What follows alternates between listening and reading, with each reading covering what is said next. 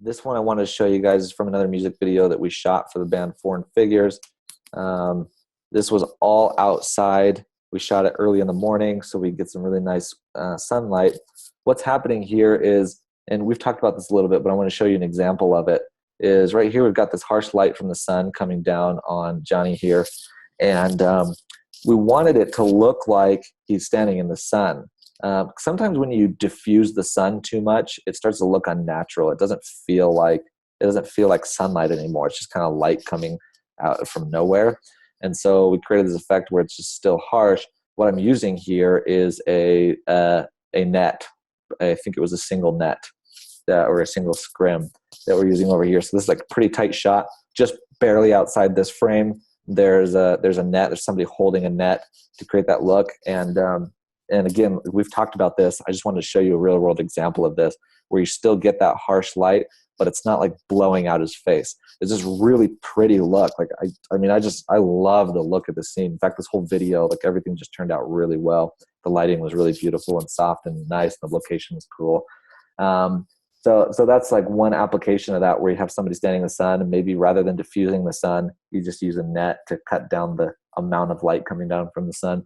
And then, of course, on this side, my favorite thing, we've got some negative fill actually over here. So basically, like if you looked at the behind the scenes of this, we've got this guy standing here. I've got the camera in front of him, and then there's two people standing on either side of him, just sandwiching him with these flags. So we've got a negative fill on the right and a scrim on the left, just creating this really cool effect. Okay, Mike is asking, were band members in this scene? I asked because if you went to the wide shot, how do you keep the look consistent? That's a really great question. And yeah, I should have mentioned that. So when we go, so this is one of the band members, and he's actually playing the guitar here. And we did go to a wide shot of him.